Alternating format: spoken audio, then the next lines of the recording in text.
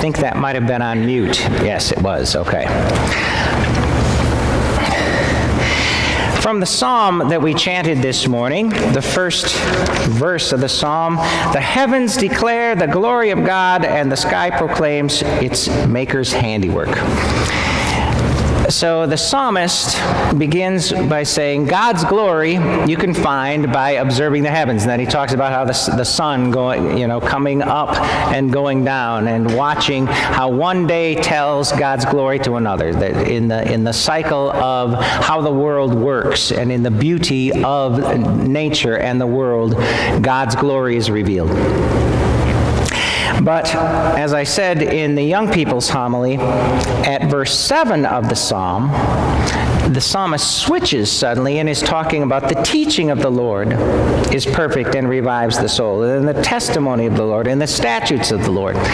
So the psalmist switches gears and says, but God's glory is also revealed in the revelation of God in the Word, in the revealed Word that we have from God. And he would be talking about primarily the Torah, the first 5 books of our Bibles, as being the revelation of God's love and God's covenant for Israel in that case.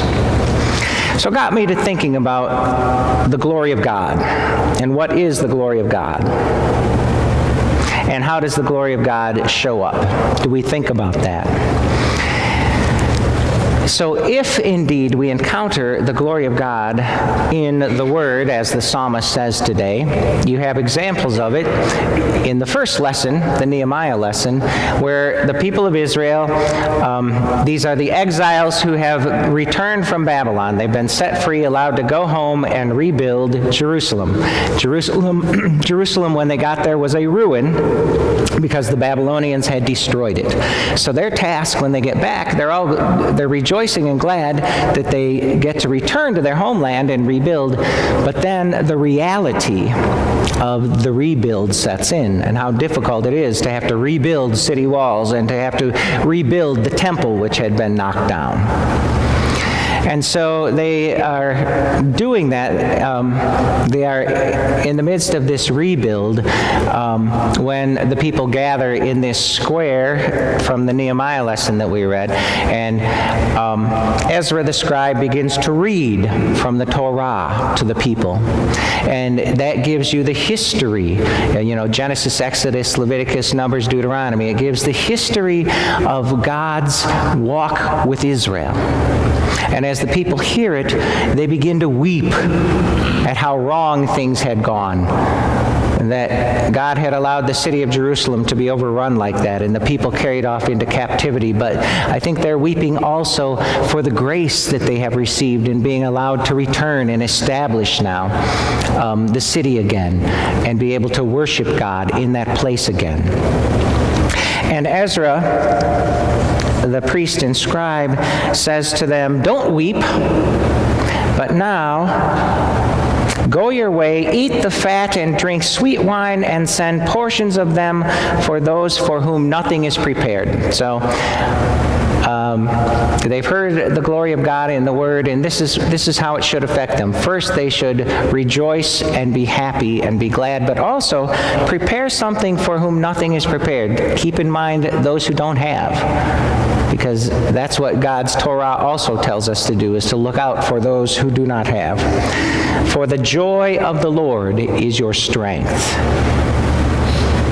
So God's glory in the encounter with God's glory in the Word, the people are kind of cut to the quick about who they are and who God is and the mercy they have received. And then they are given hope and sustenance for the future.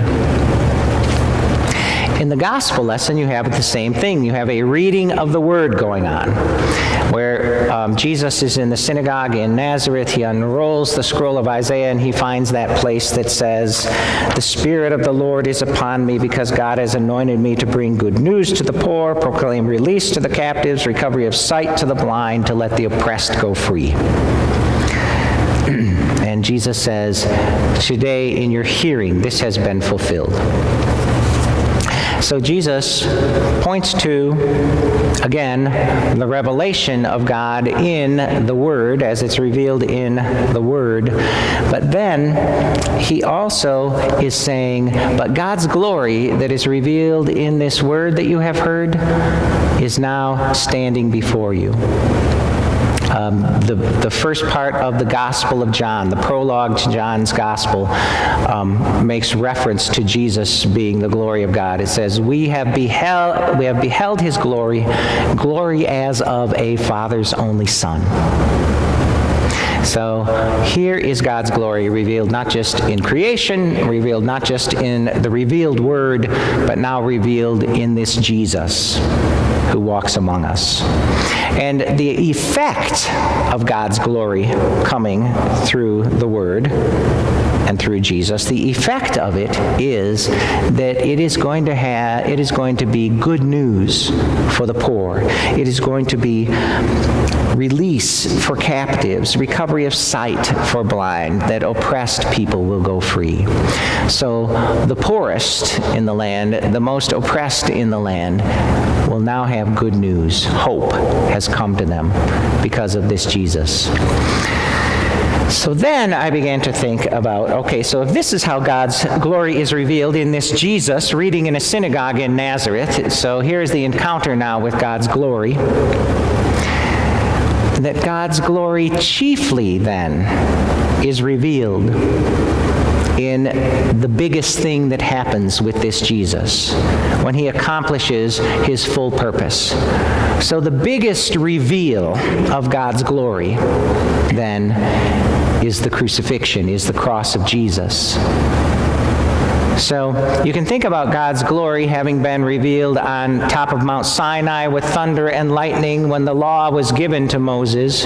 You can think about God's glory as it was said to have come down upon the temple, the first temple, when Solomon prayed at the dedication of the temple. It says that God's glory descended on the place.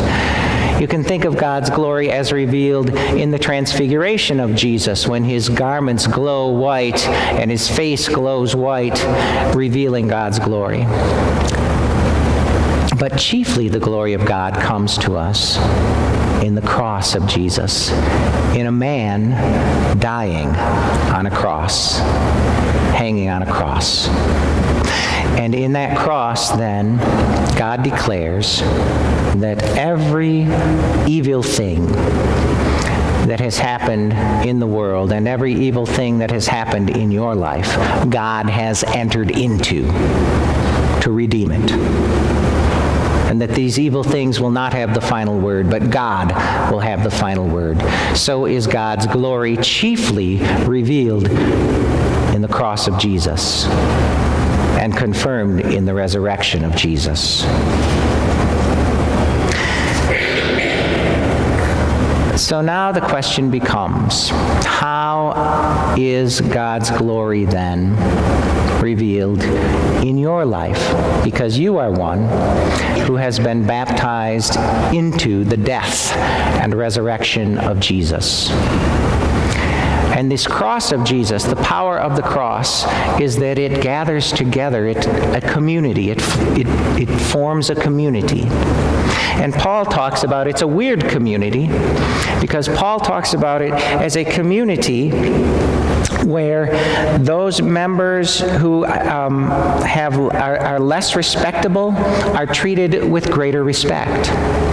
That the least in the community will be valued highly, will be looked out for, just like Jesus came to bring good news to the poor, recovery of sight to the blind, to set the oppressed free. That those who are in the least position will be valued also as part of the community. And that the community's job, in fact, is to be looking out for those folks especially. And if one member suffers, all suffer together. And if one member is honored, all rejoice together with it. That is how God's glory is now revealed in the community of Christ. So how does God's glory get revealed in your life?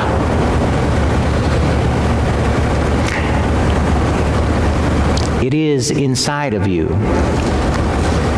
When you do something that gives sight to the blind, when you do something that sets an oppressed person free, when you do something that brings good news to someone who is poor, whether it is that they are literally poor, or poor because of their grief and sorrow, or poor because of their anger and hurt, or poor because of some other wound that they carry.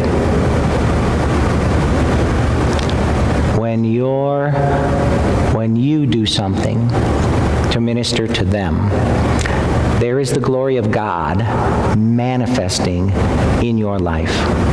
So you are a carrier of the glory of God. You may think, not stupid old me, not dumb old me, not poor old me, not worthless old me.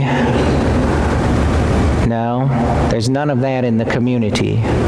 In the community, the glory of God is revealed especially right there, from our woundedness, from the place where we think we are not worthy, where an amazing grace comes and redeems us and sets us on our feet and brings us into community and sets us to work for the sake of the kingdom of God. There is where the glory of God is revealed now in you.